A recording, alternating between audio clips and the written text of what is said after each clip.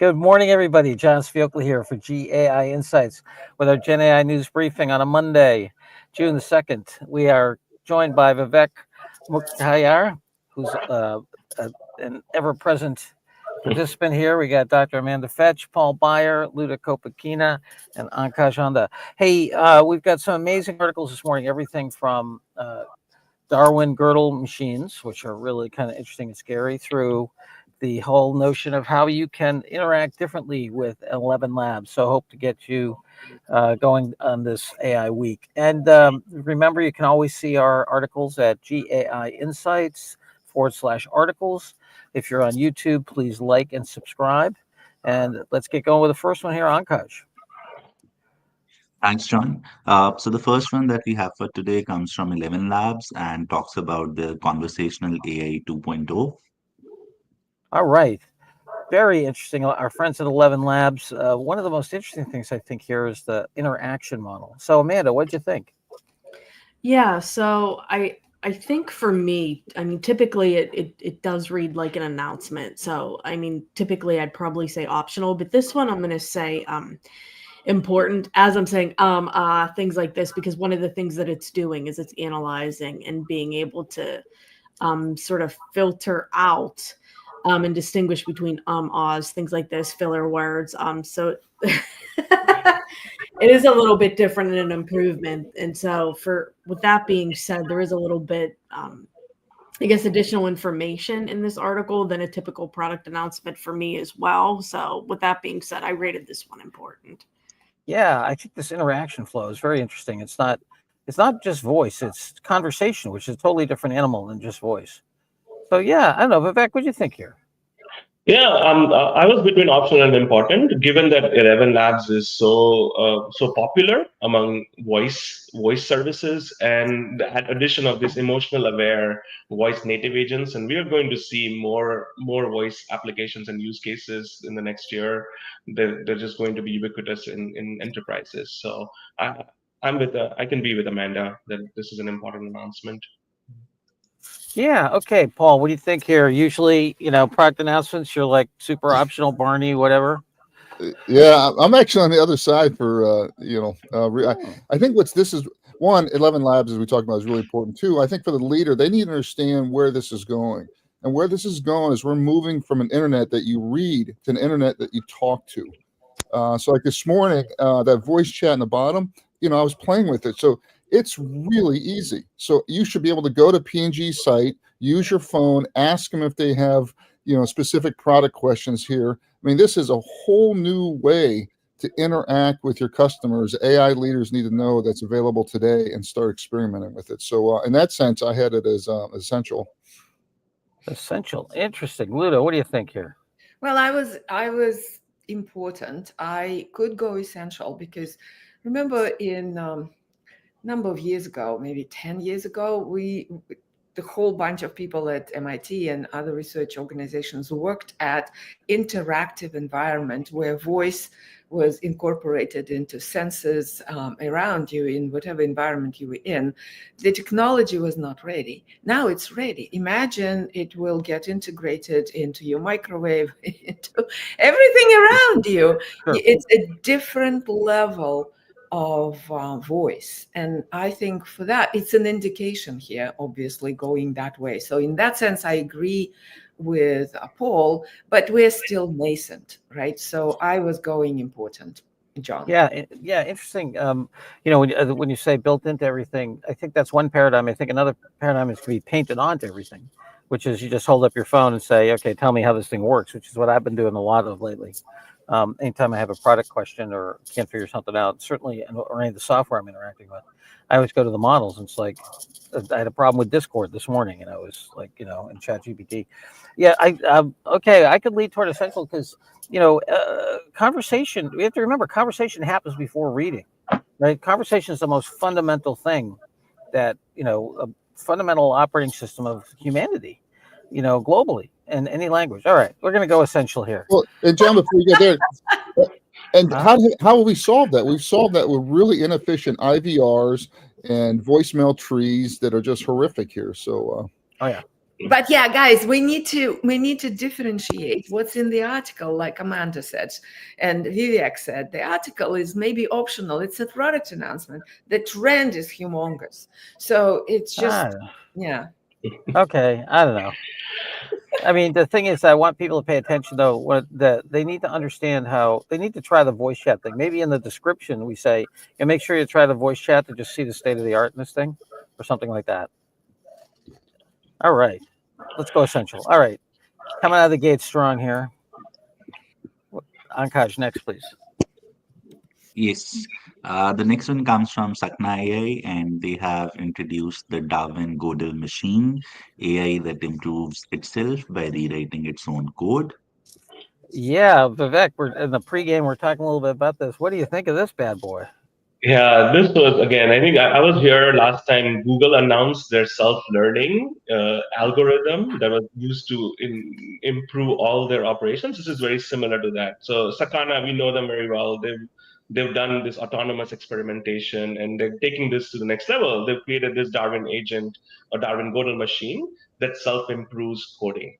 It's to a point now that where this coding agent that they've developed is improved accuracy from 20 to 50% on addressing GitHub issues. So it's a significant evolution. And now we've always talked, and we've talked about here that test time compute, all these algorithmic innovations. Now we're going to a point where code is innovating code and improving code and just accelerating performance. So this trend is extremely important. I don't know how, from a leader's perspective, they'll be able to implement it right away. It's good to know, but I'm not sure if I will give this as an essential. So I'm right here at important. All right, IE is what I hear. Yeah, interesting in the name of this thing too. Just for those, the idea that the Gödel machines is the idea that you would have AI that could mathematically prove something before it was then implemented as an improvement, kind of a mathematical evolution, if you will. And then the Darwin part is more kind of empirical evolution as opposed to theoretical or mathematical evolution. So hence the Gödel, and I'm reminded of the work of Stephen Wolfram where he talks about, the Rulliad and how certain kinds of computational understanding only comes in the actual execution of the computation. It's kind of Buddhist in terms of contingent arising in the context of, the theories, right? I mean, but here this person's obviously Sakura. So what do you think here, Amanda? Yeah, so I think it's important as well, like Vivek said, for the simple fact that it's interesting, something that we should follow if you're in the development world and things like this. But one thing I will say is, I mean, I've said this multiple times on our show, is I use Julius AI. Theirs does this. I mean, right as you're coding, you feed it in a CSV file. You say, I need to do a logistic regression. I need you to minimize my log loss, blah, blah, blah. You tell it everything. It starts coding. In the middle of the code, it'll start running it. Then it'll start debugging it right in front of you. And it'll say, oh, it doesn't say it in these exact words, but it'll basically say, I screwed up. It'll rerun it again. It'll, and everything you can pull up beautifully, throw it in a Jupyter notebook. So it's already doing this. So as far as this being like the only one or some sort of groundbreaking thing, other platforms are doing this. This one just happens to have an article for us. So for that, it's not like essential by any means for me. But again, I can agree with Vivek, and I have the same stance that it's an important thing to follow.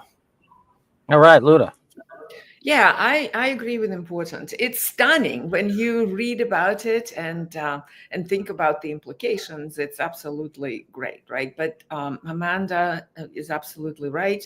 There are places, and Ashish is commenting, there are models out there that are doing this, and so there's nothing here that is ahead, other than Sakana has the blockchain in development environment, so they have safety very deeply buried in their environment, and they're using it here. So that's a little better for the enterprises. That's a differentiator for them, I think, but important for me. Interesting. Yeah, I'm feeling more essential here. I don't know, when you look at the 50% improvement on GitHub, error correction. I mean, that's, and on the SWE benchmark, it went up 30% or 20%. I mean, that's core productivity, and this is a different kind of learning environment. I don't know, Paul, where are you on this? Paul is We gone. lost Paul. Okay. All right. We lost Paul. All right. Ask Ankash. Maybe Ankash has a vote. Come on, Akash. We're going essential here, right? I need a little support. The rest is important, John, Ankash. It's important to note. yeah, I think important reading, but not essential, maybe. Important. It's interesting. Now, guys, why isn't it essential? We're talking about a core. We have one of the founders of the transformer algorithm, right? This is the next level of stuff. This stuff is improving output by 20 to 50% in the core productivity issue. It's shipping right now. And why is that not essential reading if I'm running an IT organization? Well, because people are already using it, like Amanda is saying. So tell me what's essential about it versus what's out there. Well, the improvement is happening as we speak in code. I think it's a stretch to say that everybody's using self-improvement algorithms in the context of software development. Even the majority of people are using it. I think it's an early adopters, maybe.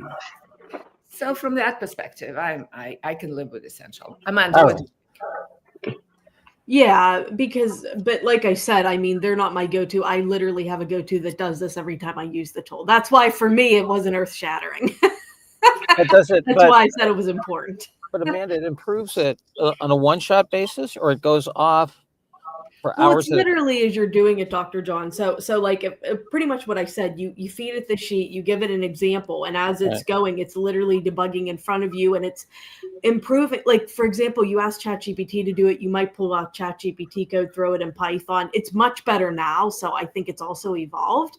Mm-hmm. But I was never able to take the code from ChatGPT and throw it in Python. It just ran itself. This is literally running it in the console for you, debugging it. If it comes into an error, it'll literally reprogram itself in front of you, tell you that there's an error, redo the whole thing, and then it's beautiful. I could feed it right into a Python or a Jupyter notebook, and it runs it all. So it's literally doing this and learning on the fly as well. And another tool. They just don't have the publicity that this one happens to have. So I feel like it's probably not the only one. So that's why I was like, it's an important thing to note, but I know there's others that are doing similar.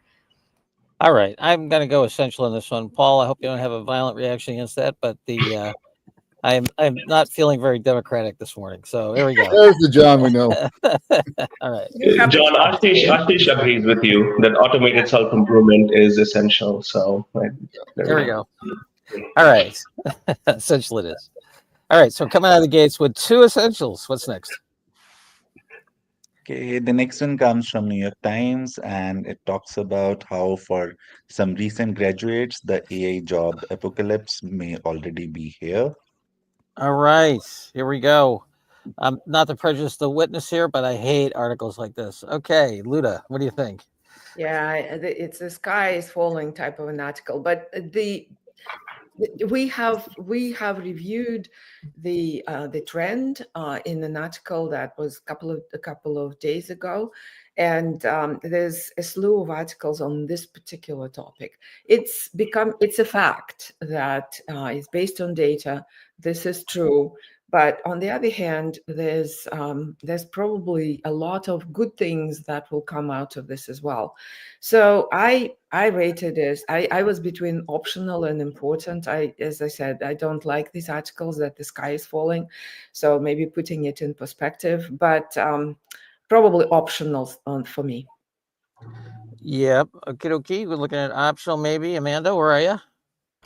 Yeah. So, I mean, this is a tough one for me because, yeah, optional, but I think the fact that we keep seeing this and the fact that, there's still people going in to get their degrees and things like this, I think it's something to note, but I also think it's something for the executives to note. Is this a trend you're good with within your organization?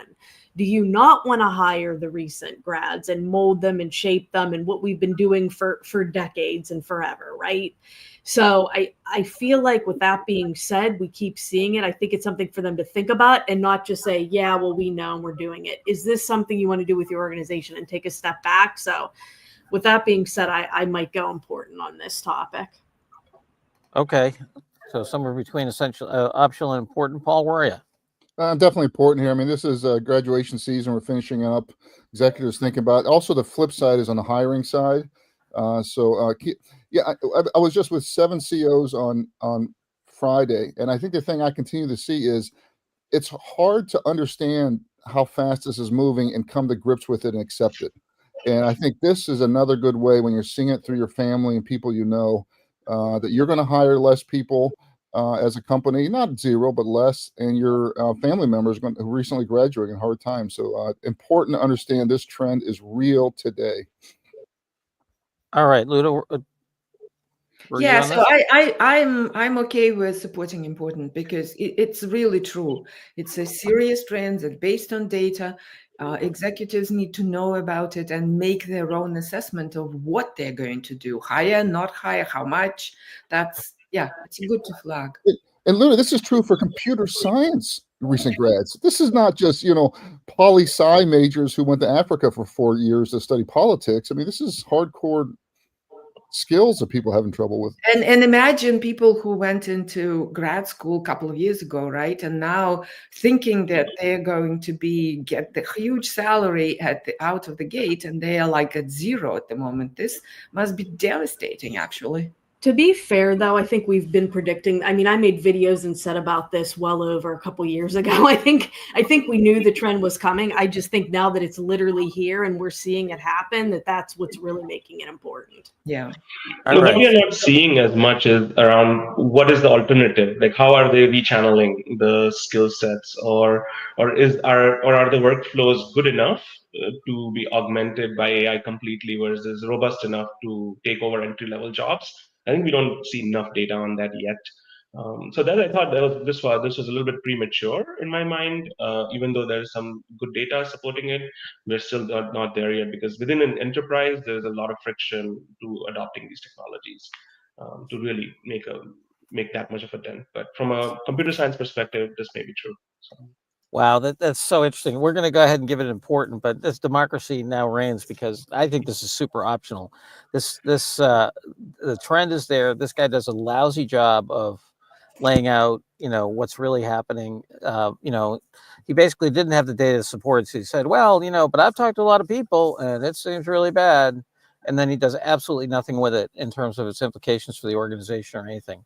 I mean, maybe this is a good article which is hacked to death by an editor, but I think this is a crap article on an important topic, and we're going to call it important. Okay, because I believe in democracy.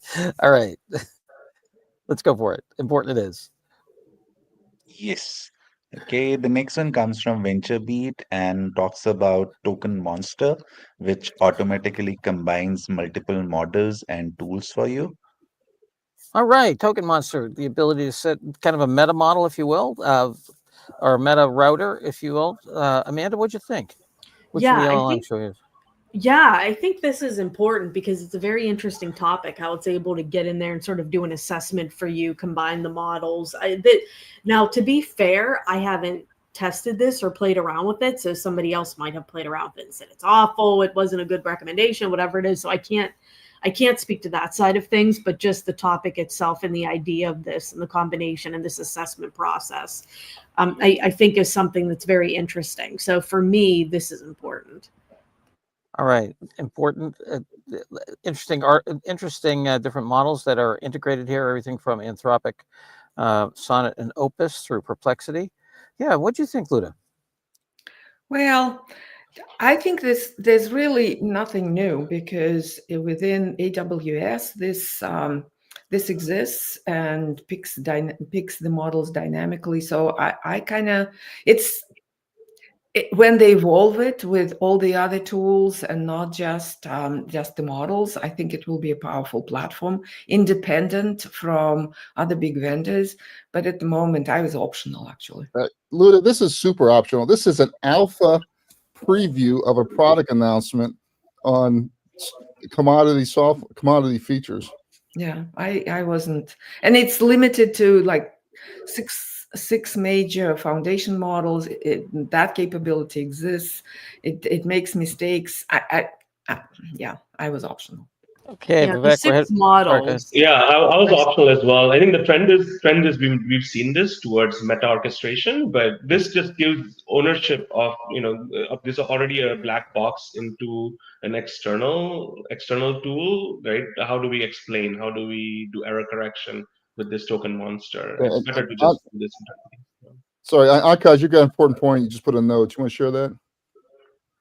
Yes, Paul. So Matt Schumer, he's the guy behind the Reflection 70 billion parameter model, which was very much in news, I think 8 or 9 months back. And then the model was sort of declared a fraud, Yes. and then he sort of apologized and stuff. But yeah. Yeah. Okay, all right. Sounds like optional it is. Thanks, everybody. Ankaj, next. Okay, the next one comes from Black Forest Labs, and they have introduced Flux.1 context and the BFL playground. Yeah, interesting. Black Forest Labs out of Germany for kind of obvious reasons here. Vivek, what do you think? Yeah, I feel this an important because from a AI leader's perspective, they want to understand what is the state of the art. And this model specifically allows for both image to text generation as well as in context image creation.